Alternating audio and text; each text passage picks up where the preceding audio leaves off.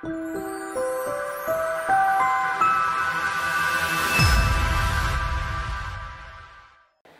guys, Alan Taddy here from TDI Media. I'm at Lakeland Stadium at Rowrah in Cumbria, braving the freezing cold weather to cover the Mini ROK class. Race 1 we're covering today. I'm not staying for the final. The weather is coming in. It's going to be horrendous. Let's have a look at the graphical representation of this circuit. Come through the start line, up into the chicane, and then down to McRae's hairpin.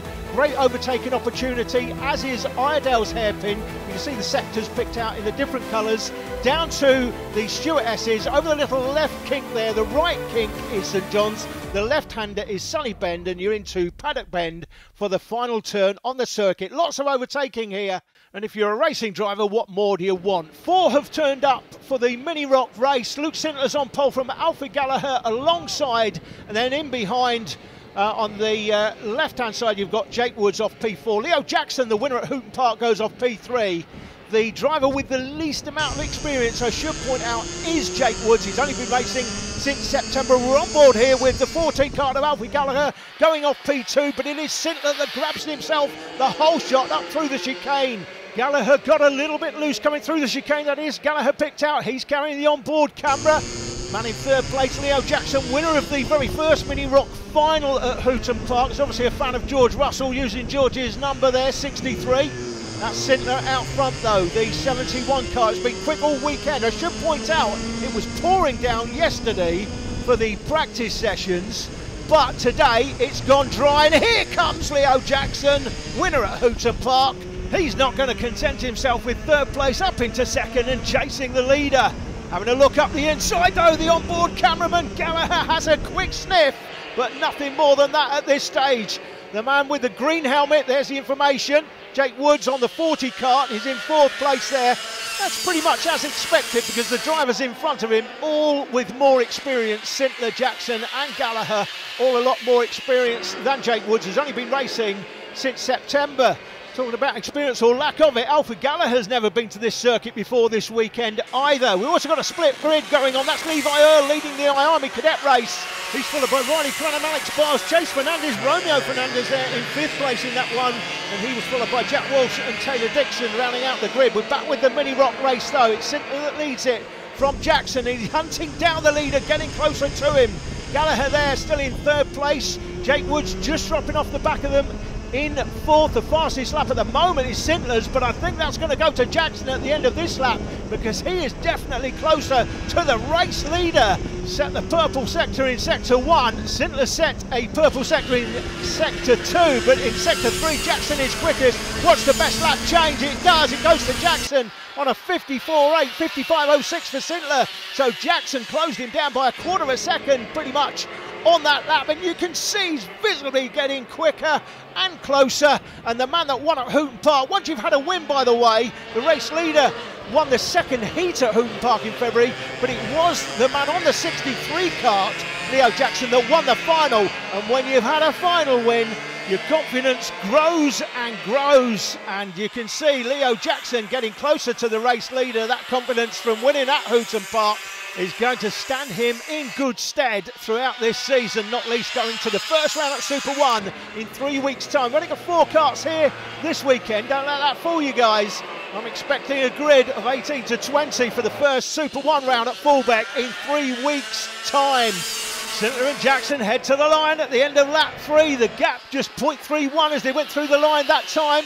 Sintler went quicker on a 54.63, but Jackson beat that with a 54.50. By the way, were you one of the naysayers that thought if you bought a ROK engine you'd only be able to race it at 4 events this year? Well, think again, naysayers. We've got a series of one-weekend events for the TDI Media Tour starting at the end of March, and all of the ROK classes are welcome. You just saw Levi Earl in Army Cadet. Here comes second, third and fourth. That's Riley Cranham from Alex Bowles and Chase Fernandez there. And they're followed by Romeo Fernandez, Jack Walsh and Taylor Dixon rounding out the grid. Back with the Mini ROK race though. Here's the top 3. As you were, Sintler, Jackson and Gallagher. 2.5 minutes or so left on the clock, plus 1 lap. It's still Sintler that leads it. Looks like he's eked out a little bit of a gap here over Leo Jackson. Jackson was getting closer, but what Sintler done with the lap time, just puts in the fastest lap now at a 54.14. Sintler has felt the presence of Leo Jackson and turned on the afterburners, although Jackson gets closer again under braking into McRae's hairpin. They come out of McRae's up to Iredale's. That's the man with the onboard camera. It's Alfie Gallagher. Never raced this circuit on slicks. First time here was yesterday. It was pouring all day long, so all he did was practice on wets. This is his first time on slicks. Won't know what the tyre pressures are in these conditions. Should be high. Through the Stewart S's this time on the fixed static camera we've got set up here. I'm just on my own this weekend, guys, by the way. We're up into St John's towards the static camera we've got fixed here. The front three, we're on board again with Alfie Gallagher. Gallagher set 54.68. He's about 3/10 off the man in front, Jackson, who is now a couple of tenths off Sintler, but getting closer again. And Jackson now puts in the fastest lap at a 54.13. It's all over the back of Sintler. Sintler turned on the afterburners, but not for long. Jackson's now got the hurry up.